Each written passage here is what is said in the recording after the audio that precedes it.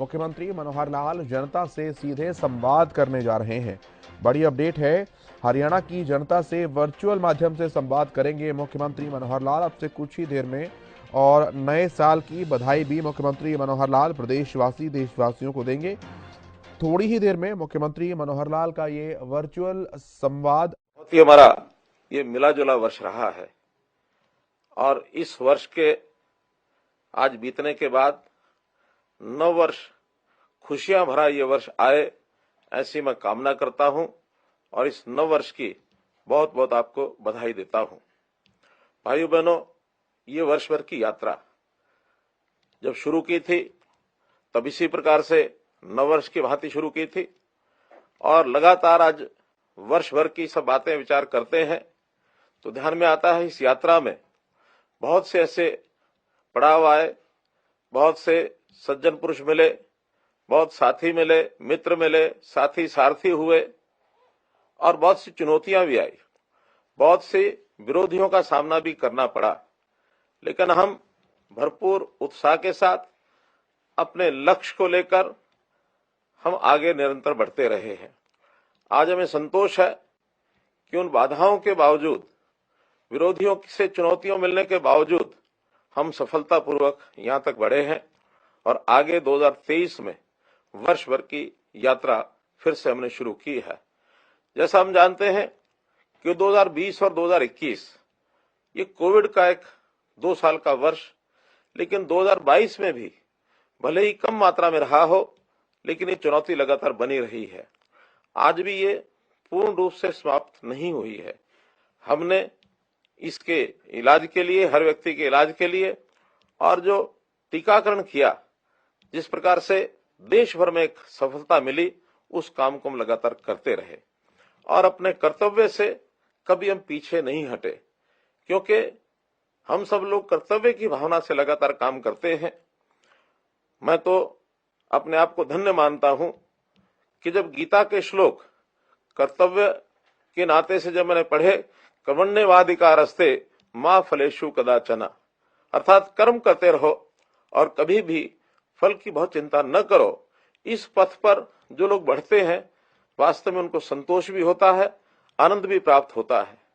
अभी कल की ही घटना अगर हम लेते हैं, देश के अपने प्रधानमंत्री श्री नरेंद्र मोदी जी, उनके माताजी, मां से बढ़कर के कोई रिश्ता होता नहीं है। उनके माताजी हमेशा के लिए हमें छोड़ करके चले गए। लगता था कि मोदी जी के जो दिन भर के कार्यक्रम होंगे अथवा आगे भी कुछ दिनों तक उनके कार्यक्रमों को स्थगित किया जाएगा, लेकिन कर्तव्य परायणता देखिए, वो कर्मयोगी किस प्रकार से माताजी के अंतिम संस्कार के ठीक 2 घंटे के बाद अपने निश्चित कार्यक्रमों में पहुंच गए। ऐसे कर्तव्यनिष्ठ कर्मयोगी देश के प्रधानमंत्री जब होंगे तो निश्चित रूप से इस देश को दुनिया में अग्रणी देश बनने से कोई रोक नहीं सकता है। हमने ये भी देखा है कि दिल्ली का जो राजपथ है, अब राजपथ को वहां से लांघते हुए एक राज जैसी बात मन में जरूर उत्पन्न होती होगी राजकर्मियों को, लेकिन देश के प्रधानमंत्री जी ने उस विषय को भी कैसे बदला कि राजमार्ग ये हमको राज का घमंड पैदा न कर दे, उस रास्ते को कर्तव्य पथ इसका नाम दिया। तो किस प्रकार से कर्तव्यों की बात वो करते थे। मेरा कहने का भाव ये है कि आज हमारे लिए एक बड़ी चुनौती है। चुनौती ये है कि हर कोई अधिकारों की बात करता है, अधिकार मेरे ये होने चाहिए, वो होने चाहिए, लेकिन यानी कर्तव्य की बात, अपने कर्म करने की प्रेरणा, ये बहुत कम लोगों में जागती है। और इसका सीधा सा कारण मैं मानता हूं कि इन लोगों का जो टारगेट है, जो बहुत से लोग अधिकारों की ही बात करते हैं, केवल स्वार्थ की बात करते हैं, कर्तव्य की बात नहीं करते हैं, उनके सामने उनका लक्ष्य ओझल है। वो बहुत ही व्यक्तिनिष्ठ जीवन को जीना चाहते हैं, मैं, मेरा घर, मेरा परिवार। लेकिन आज देश में एक बहुत बड़ी ऐसी एक लड़ी खड़ी हो गई है, एक श्रृंखला खड़ी हो गई है कि जो लोग अधिकारों की बजाय कर्तव्य की बात ज्यादा करते हैं, तो उसी कर्तव्य भावना को लेकर के हम भी लगातार आगे बढ़ रहे हैं। तो इसलिए मित्रों, मैं तो आज इस पिछले वर्ष की जो बाधाएं और चुनौतियां, उनकी जहां बात कर रहा हूं, वहां अगले वर्ष की भी बात मैं करूंगा। हमेशा जब कोई समय बीतता है तो उसके कुछ अनुभव भी होते हैं और उन अनुभवों के आधार के ऊपर आदमी कुछ सीख लेता है। उस सीख के आधार पर नए वर्ष का, नई यात्रा का अपना कार्यक्रम शुरू करता है और जो उसकी चुनौतियां होती हैं उन चुनौतियों को भी सामना करने के लिए और निश्चित रूप से वो आगे बढ़ने का एक क्रम उसका बनता है। हमारे लिए जो चुनौती है वो चुनौती इस प्रदेश में, वैसे तो देशव्यापी भी ये है, लेकिन प्रदेश के अंदर हमको बहुत बड़ी चुनौती वो भ्रष्टाचार की एक सामना इसका करना पड़ा। ठीक हम जब 2014 में सत्ता में आए थे उसी समय मन में विचार किया था कि जो भ्रष्टाचार है ये एक ऐसा रोग है, ऐसा ये कैंसर है कि जिसको समाप्त किए बिना हम समाज को स्वस्थ समाज ये करना शायद हमारे लिए बड़ा कठिन है। तो हमने उसके ऊपर काम करना शुरू किया और उसमें सबसे बड़ा जो एक लोक जागरण का कार्यक्रम था वो भी हमने शुरू किया। हमने अपने अधिकारी, कर्मचारी, अपने नेता, इन सबके मन में भी एक बात डाली कि आखिर हमको सेवा भाव से काम करना चाहिए, हमको सेवक बन करके और हमें जनता को अपना परिवार मान करके ये काम करना है। हरियाणा एक, हरियाणवी एक, इस भाव को लेकर के हमको आगे बढ़ना है, उसी को लेकर के और हम आगे बढ़ते रहे हैं। हमारे सामने चुनौती थी कि किस प्रकार से गरीब परिवारों का, उनका जीवन ये सुखी कैसे किया जाए। टारगेट रखा कि 1 लाख गरीब परिवार, इनका परिवारों का जो अंत्योदय उत्थान का कार्यक्रम ये करें। हमें उसमें सफलता मिली है, हम आगे बढ़ रहे हैं और धीरे धीरे व्यवस्था परिवर्तन के काम ये भी हमने उसके अंदर और आगे बढ़ाया है। उस व्यवस्था परिवर्तन से भी हम लोग इस भ्रष्टाचार की इस एक प्रकार से इस बीमारी से छुटकारा पाने के लिए हमको सफलता मिली है। हम लोग लगातार सरकार के जो काम हैं उसको करने के लिए हम आगे कर रहे हैं और सरकार के काम करते करते, चाहे विकास के काम हैं, विकास के काम में ढेरों हमारी जो उपलब्धियां हैं, इंफ्रास्ट्रक्चर उपलब्धियां हैं, चाहे वो हमारे जो विद्यालय हैं, चाहे विश्वविद्यालय हैं, चाहे शिक्षा के भवन हैं, चाहे हमने अस्पताल खोले हैं अथवा रेलवे के केंद्र सरकार की सहायता से रेलवे के बड़े बड़े प्रोजेक्ट लिए हैं, नेशनल हाईवे के प्रोजेक्ट्स लिए हैं, मेडिकल कॉलेज जगह जगह खोले हैं। तो ये जितना भी इंफ्रास्ट्रक्चर है इसको हमने लगातार बढ़ाया है और केवल इतना मात्र ही नहीं, तो हमने इसके साथ साथ लोगों की जो सेवाएं हैं उन सेवाओं के लिए भी काम किया है।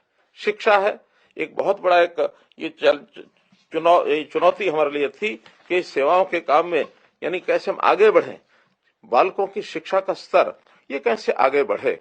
आपको ध्यान में होगा कि हरियाणा पहला प्रदेश है जिसने लगभग 7 लाख टेबलेट्स, यानी बच्चे को आईटी का उपयोग करके किस प्रकार वो अपनी पढ़ाई आगे कर सकता है, 7 लाख टेबलेट्स हमने बांटे हैं। इतना बड़ा कार्य शायद किसी और प्रदेश में कभी हुआ नहीं, किसी दुनिया के देश में भी नहीं हुआ है। अब उसके आधार के ऊपर हमारा 10वीं का, 11वीं, 12वीं का जो बच्चा है वो, यानी जैसे कोविड के अंदर कठिनाइयां पैदा हुई थी कि विद्यालय में जा भी नहीं सकते थे, लेकिन जैसे एक अंग्रेजी में कहावत है, ब्लेसिंग इन डिस्गाइज, एक प्रकार से हमारी उस चुनौती में से निकला हुआ एक अच्छा रास्ता कि हमने आईटी के माध्यम से पढ़ाई अपनी शुरू की, ऑनलाइन कक्षाएं लगी और टेबलेट के माध्यम से आज बच्चा घर बैठे भी अपनी अच्छी पढ़ाई कर सकता है। हमने विद्यालयों का स्तर ऊंचा करने के लिए नई संस्कृति मॉडल स्कूल की जो योजना बनाई, उसमें भी 500 स्कूल हमारे चल रहे हैं। हमने बच्चों के मासिक टेस्ट ये शुरू किए हैं ताकि हमारे बच्चों की जो शिक्षा का स्तर है वो किस प्रकार आगे बढ़े और आज मुझे संतोष है कि शिक्षा के अंदर हम देश के बाकी राज्यों की तुलना में काफी आगे बढ़े हैं। इसी प्रकार स्वास्थ्य है, स्वास्थ्य हर व्यक्ति का, यानी पहली बात तो बीमार न हो उसके लिए भी तरह तरह के हमने आयुष के नए नए जो प्रावधान किए हैं, हमने आयुर्वेद के बड़े बड़े जो संस्थान खोले हैं ताकि व्यक्ति बीमार भी न हो, उसका खान पान, रहन सहन, शारीरिक व्यायाम कैसे अच्छा हो। गांव में पार्क और व्यायामशालाएं ये बनाई हैं, वेलनेस सेंटर्स ये हमने खोले हैं और इस आयुर्वेद पद्धति को आगे बढ़ाने के लिए तरह तरह के कोर्सेज भी शुरू किए हैं। लेकिन यदि बीमार होता है व्यक्ति तो उसका इलाज भी ठीक से होना चाहिए। अस्पतालों की वृद्धि की, हर जिला केंद्र पर 200 बेड का अस्पताल ये हमने खोलने की योजना बनाई है। हर जिले में मेडिकल कॉलेज खुलना चाहिए, इसका लगभग सब जिलों के अंदर शिलान्यास अथवा निर्माण कार्य ये शुरू हो गए हैं। आने वाले 3 या 4 वर्ष के अंदर सब जिलों में मेडिकल कॉलेज सुचारू रूप से ये चल पड़ेंगे। लेकिन गरीब व्यक्ति, इसकी भी बहुत बड़ी एक चिंता देश के प्रधानमंत्री जी को भी रही है। उन्होंने आयुष्मान भारत की योजना करोड़ों लोगों के लिए, क्योंकि इलाज बहुत महंगे हो गए हैं और अपने नियर एंड डियर को, अगर अपने प्यारे को, मित्र को, परिवार को, यानी परिवार के सदस्यों को इलाज के लिए वो लेकर के जाता है तो उसकी मजबूरी होती है कि ज्यादा पैसा वो खर्च नहीं कर सकता। ऐसे हर गरीब परिवार के लिए 5 लाख रुपए का बीमा ये प्रधानमंत्री जी ने आयुष्मान भारत के माध्यम से चलाया।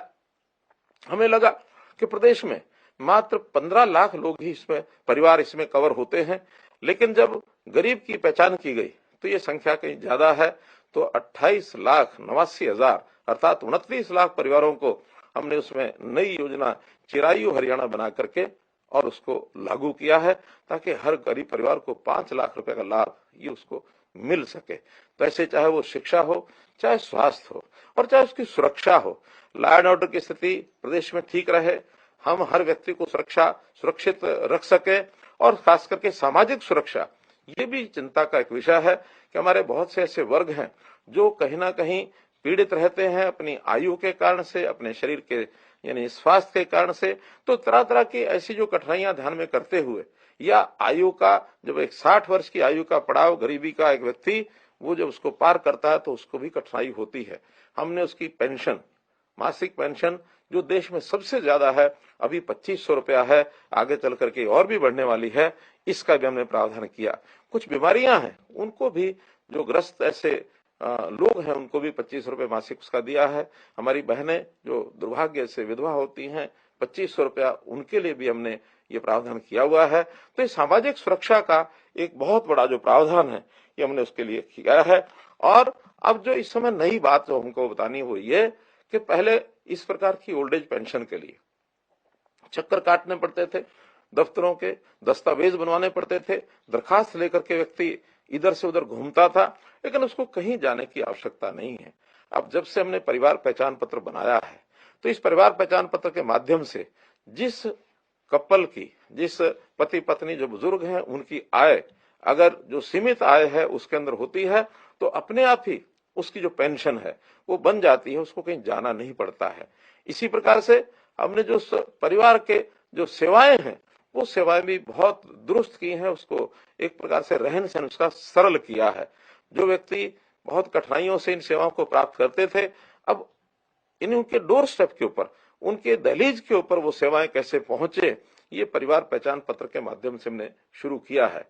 उदाहरणतया राशन का कार्ड, ये राशन का कार्ड बनवाने के लिए भी उसको अपना बहुत से सर्टिफिकेट बहुत लोगों के हस्ताक्षर लेने पड़ते थे, कभी पटवारी के पास, कभी तहसीलदार के पास, कभी एसडीएम के पास, सरपंच से, पार्षद से, सबसे साइन कराने पड़ते थे। लेकिन हमने एक पैरामीटर उसका तय कर दिया, उसका एक मापदंड तय कर दिया कि अगर किसी परिवार की आय 1,80,000 रुपए से कम है तो उस व्यक्ति को और किसी प्रकार की कोई राशन कार्ड बनाने की कठिनाई ये उसकी नहीं आने वाली है। अपने आप ही उसके राशन कार्ड उसको इलेक्ट्रॉनिक तरीके से दर्ज हो जाएगा और जाकर के वो राशन जो अपना वो ले सकता है। इसी प्रकार व्यक्ति को उसकी जो शारीरिक जांच है वो ठीक से होती रहे, तो शारीरिक जांच के लिए भी व्यक्ति कई बार अपनी लेबोरेटरी टेस्ट भी करवाता नहीं है, बीमारी होने के बाद ही टेस्ट करवाता है। लेकिन इसको नियमित करने का हमने कार्यक्रम किया कि अगर हर व्यक्ति का वर्ष अथवा 2 वर्ष के अंदर, प्रारंभ में हमने 2 वर्ष का टारगेट रखा है, आगे चल करके हर वर्ष की व्यवस्था भी की जा सकती है कि एक बार उसकी स्वास्थ्य की जांच ये होनी चाहिए। और स्वास्थ्य की जांच कराने के लिए हमने एक और नया कार्यक्रम बनाया, निरोगी हरियाणा। हरियाणा का हर व्यक्ति निरोगी रहे, बीमार भी न हो। पहचान होने पर छोटी बड़ी अगर कोई उसके अंदर व्याधि है, कोई उसके टेस्ट में कोई कमी पाई जाती है तो उसका इलाज ये तुरंत होना चाहिए। और उस इलाज के लिए वो व्यक्ति इस पास के किसी भी सरकारी अस्पताल में अथवा और कोई जो व्यवस्था उसको उपलब्ध हो वहां जाकर के अपना इलाज वो शुरू करा सकता है। तो इस प्रकार का ये कार्यक्रम भी हमने शुरू कर दिया है। लंबा कार्यक्रम है, इसलिए इसकी व्यवस्थाएं बढ़ा करके अगले वर्ष भर में हम 1.25 करोड़ लोगों का और 1,25,00,000 लोगों का ये स्वास्थ्य परीक्षण ये पूरा कर देंगे। इलेक्ट्रॉनिक डाटा ये उसके पास हमेशा डॉक्टर को उपलब्ध रहेगा। कोई भी डाटा डॉक्टर जो है उसका ये डाटा अपने कंप्यूटर पर देख सकता है कि इस व्यक्ति की हिस्ट्री क्या है। तो ये एक नया कार्यक्रम हमने किया है। जहां तक लोगों को रोजगार दिलाने की बात है, अर्थात अपने पैरों पर वो कैसे खड़े हों, इसके लिए भी हमने भरपूर प्रयत्न किए हैं। गरीबों के लिए जो एक नई व्यवस्था हमने दी थी कि स्वावलंबन के नाते उनको कोई अपना व्यवसाय करने की कोई सुविधा चाहिए, साधन चाहिए, सरकारी योजना का लाभ चाहिए, बैंक से लोन चाहिए, इसके लिए ने कैंप्स लगाए और ऐसे 500 से ऊपर कैंप्स हमारे लगे, जिसके अंदर लगभग 30,000 लोग इस समय तक उस सुविधा का लाभ लेकर के बैंक से लोन अथवा सरकारी सहायता प्राप्त कर चुके हैं। इस कार्यक्रम को हम आगे भी लगातार चालू रखेंगे ताकि हमारा जो पहला टारगेट 1 लाख परिवारों को हम इस 1,80,000 से भी ऊपर उनकी आय हो जाए, इसके लिए भी हम लगातार प्रयत्न कर रहे हैं। एक प्रथा ठेकेदारी प्रथा, ऐसे जो सरकारी नौकरियों में ठेकेदार, जो ऐसे गरीब हमारे जो लोग जिनको बहुत कम मासिक आय के ऊपर वो यानी सैलरी के ऊपर नौकरी दिलवाते थे, उसमें उनका शोषण होता था।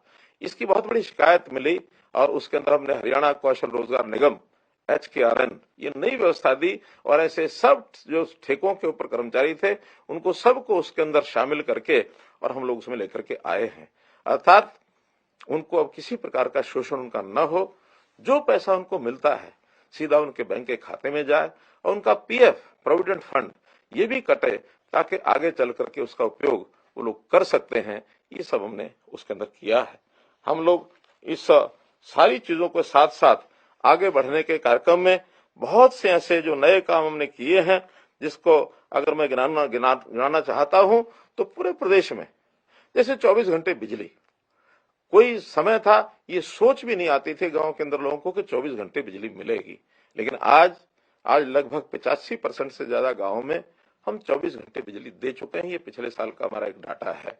आज तो स्थिति ये भी हो गई है कि अगर कोई बेटी किसी की दूसरे गांव में शादी की बात जब चलती है तो बेटी पूछने लगती है कि पिताजी जिस गांव में मेरी शादी कर रहे हो वहां बिजली कितने घंटे आती है।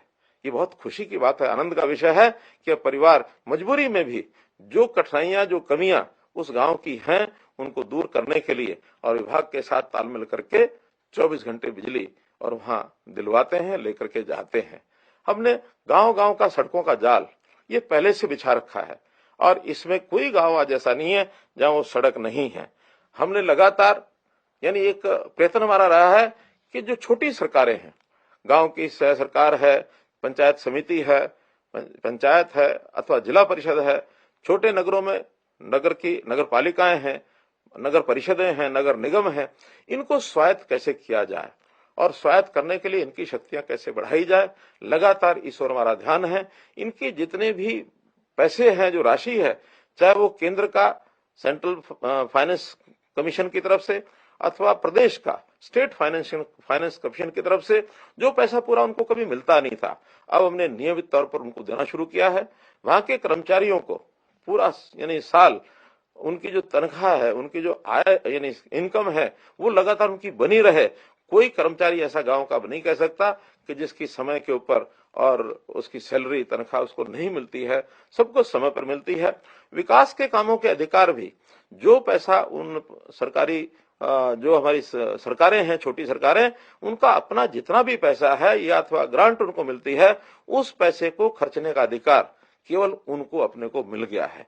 इतना ही है उसमें कि हर चीज पारदर्शी तरीके से होनी चाहिए, गांव के लोगों की जानकारी में होनी चाहिए और इलेक्ट्रॉनिक तरीके से जिस प्रकार से काम का आवंटन आज अब हरियाणा इंजीनियरिंग वर्क्स पोर्टल पर किया जाता है, सब लोगों को उसको अवसर मिलता है, कोई भी काम करने के लिए आ जाए और काम करके अच्छी गुणवत्ता का काम, कम पैसे का काम, बिना भ्रष्टाचार के किया हुआ काम और कम समय में काम, ये सब बातें लागू करने के लिए और इस इंजीनियरिंग वर्क्स पोर्टल का हम जो उपयोग कर रहे हैं, इससे बहुत बड़ा लाभ एक उन पंचायतों को भी होता है, कम पैसे में अधिक काम हो सके, इस प्रकार का हम काम करते हैं।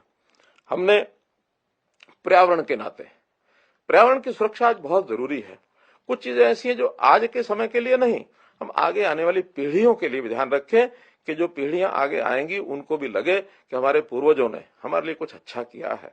हमारे तालाब बहुत अच्छे होते थे, स्वच्छ पानी के होते थे, लेकिन आज वो ओवरफ्लो हो गए हैं, प्रदूषित हो गए हैं और उन गांव के अंदर उन पानी का जो उपयोग होता था वो उपयोग होना भी बंद हो गया है।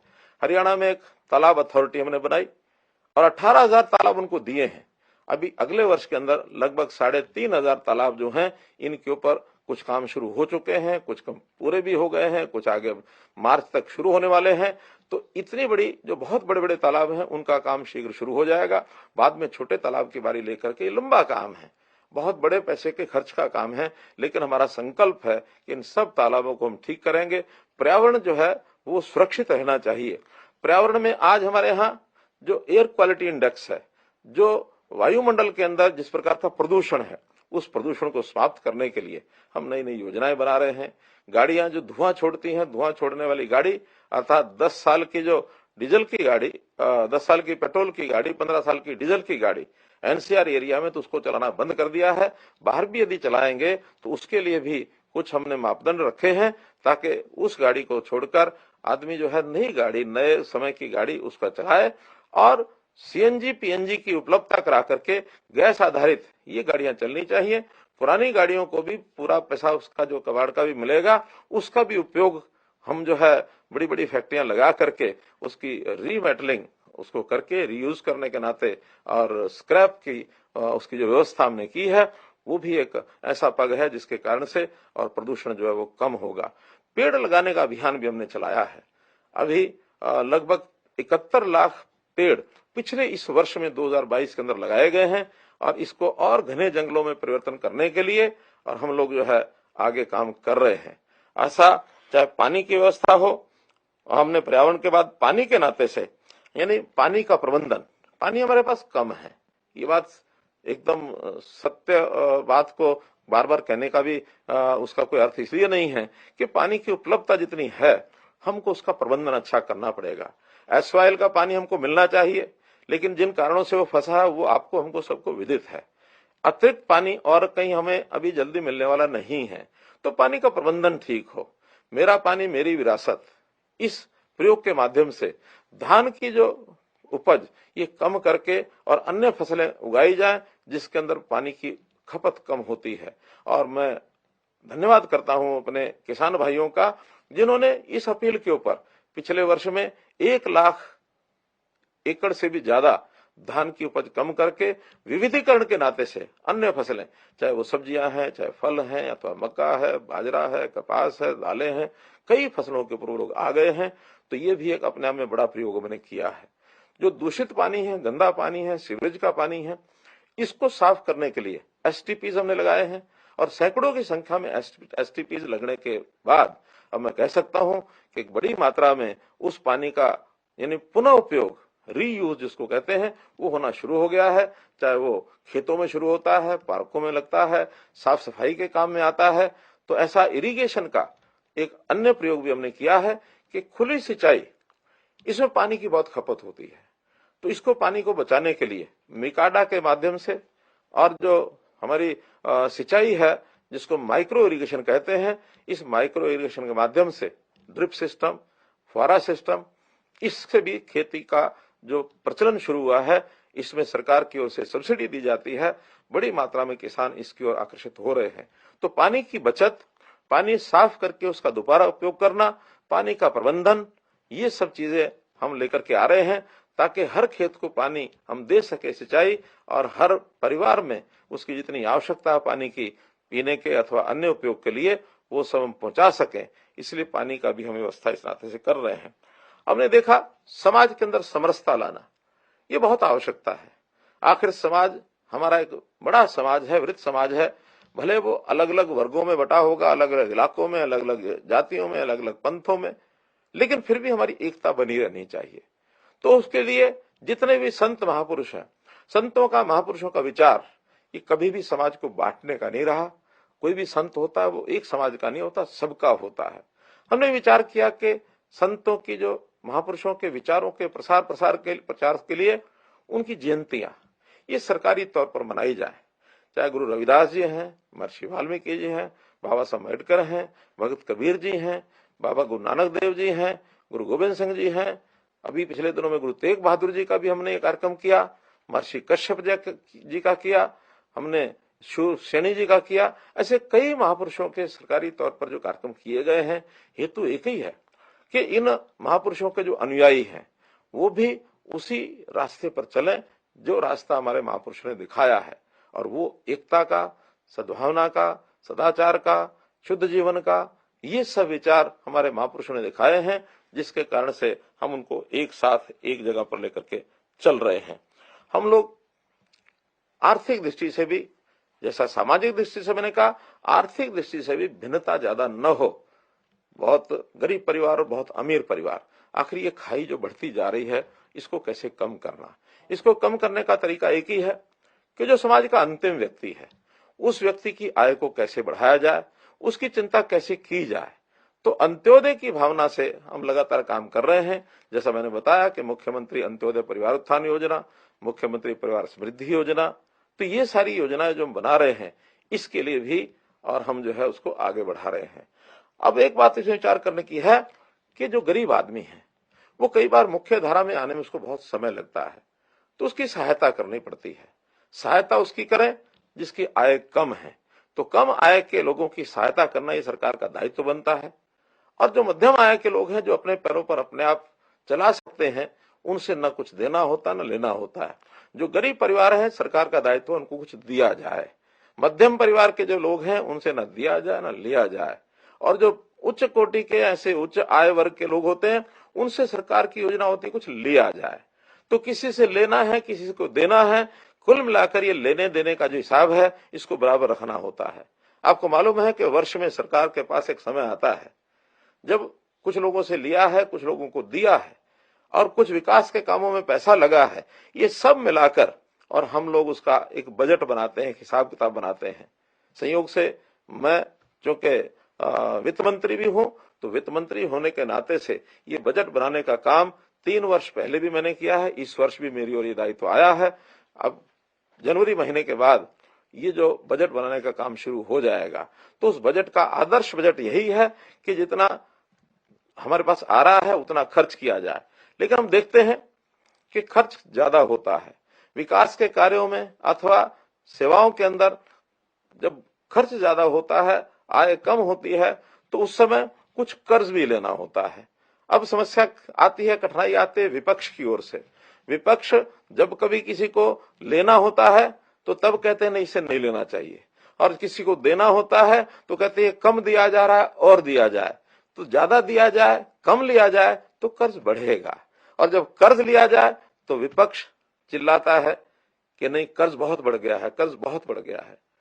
तो मित्रों, भाइयों बहनों, दोनों चीजें तो नहीं चल सकती। या तो इसका संतुलन बैठाना पड़ेगा, जिनको देना है तो आएगा कहां से, ये भी विपक्ष को विचार करना चाहिए, सबको विचार करना चाहिए। और जहां से आया है वो जितना भी ज्यादा आ सकता है, उसको ज्यादा खर्च करके हिसाब उसको बराबर रखा जाए। जो कमी पूर्ति है उसका कर्ज, जो हमें एक प्रकार से संवैधानिक तौर तरीकों से या हमारे रिजर्व बैंक ऑफ इंडिया से या भारत सरकार के नियमों से जितना हमें अलाउ है उतना हम लेते हैं, उससे ज्यादा कभी लेते नहीं है। अभी भी हमारा प्रदेश, हरियाणा प्रदेश, इस मामले में आसपास के बाकी सब प्रदेशों से बहुत अच्छी स्थिति में है। हम इसका संतुलन जो है वो बना करके रखते हैं। तो इस नाते से इस विषय पर भी हमको एक विचार करके आगे जरूर बढ़ना होता है, जिसको हम बढ़ रहे हैं। अब इन सब चीजों को ठीक करने के लिए हम लोगों ने व्यवस्था परिवर्तन के बहुत काम किए हैं, और इस व्यवस्था परिवर्तन का मुख्य उद्देश्य यही रहा है कि किस प्रकार से भ्रष्टाचार को समाप्त किया जाए, लोगों को घर बैठे कैसी सहायता मिले, हैप्पीनेस इंडेक्स उनका कैसे बढ़े, ईज ऑफ लिविंग इनका कैसे आगे बढ़े।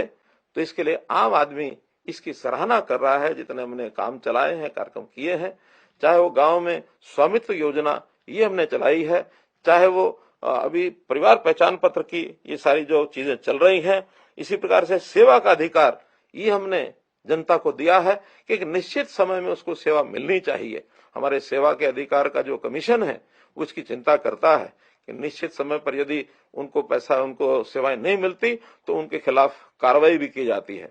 मेरी फसल मेरा ब्यौरा ये कार्यक्रम भी हमने चलाया है। इसके अंतर्गत भी किसानों को और पैसा जो उनको घर में मिलता है, डीबीटी स्कीम के माध्यम से 25,000 करोड़ रुपया हर वर्ष यानी किसानों के खातों में ये पहुंचता है फसल का।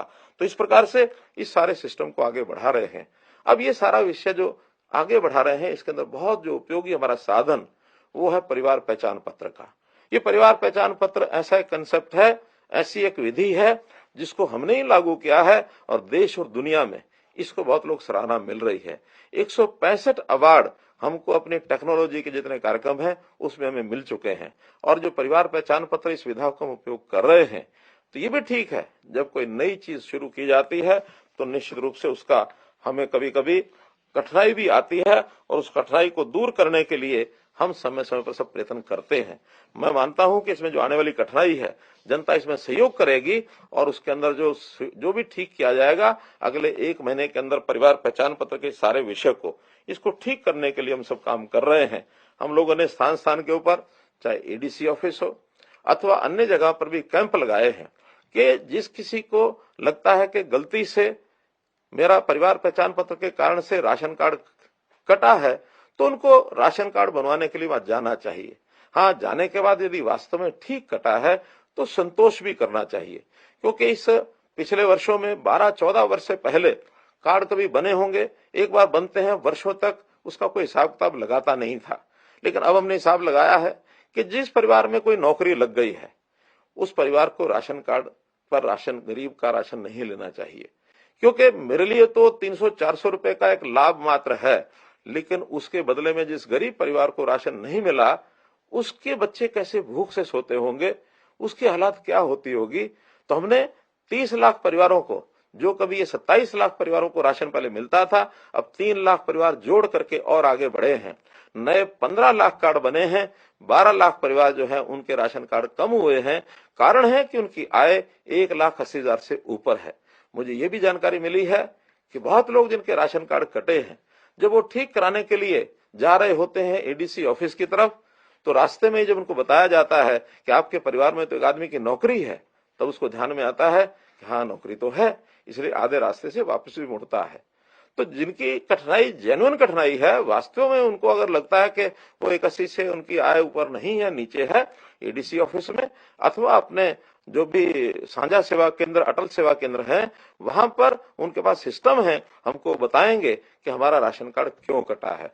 गलत कटा है तो एडीसी ऑफिस में जाने के बाद अगले 1 महीने के अंदर सबके राशन कार्ड बनवा दिए जाएंगे जिनके गलत कटे हैं। हाँ, एक आश्वासन और देता हूं, बल्कि एक सरकार के अधिकारियों पर भी हम जुर्माना लगाएंगे कि अगर किसी का कार्ड गलत कट गया है, उसकी आय 81 से नीचे है और कार्ड कटा है, तो जनवरी के महीने में ही आखिरी जनवरी तक उसको डबल राशन दिया जाएगा। अगर वो 20 किलो का हकदार है तो इस जनवरी के महीने में उसको 40 किलो राशन देने की और हम निर्देश उनको देंगे।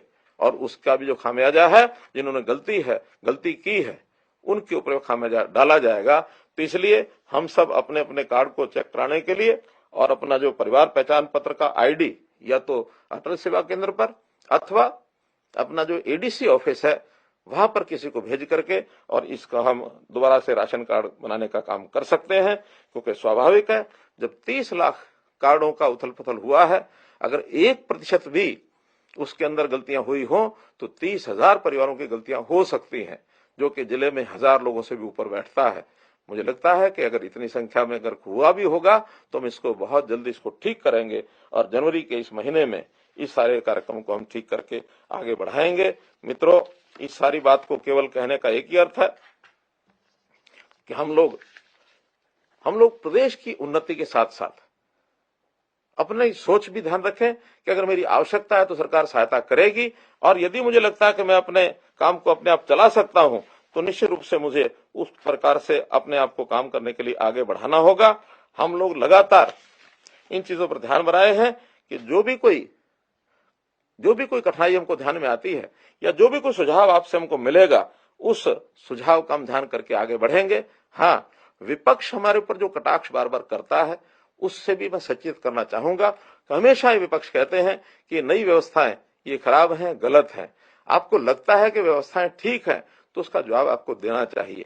बहुत लोगों के घर बैठे नौकरी लगी है, बहुत लोगों को कहीं किसी दफ्तर में जाना नहीं पड़ा है, और आगे भी हम इन चीजों को बढ़ाने वाले हैं। इनका कहना है कि हम परिवार पहचान पत्र को खत्म कर देंगे, इनका कहना है कि हम आएंगे तो मेरिट वेरिट को खत्म कर देंगे।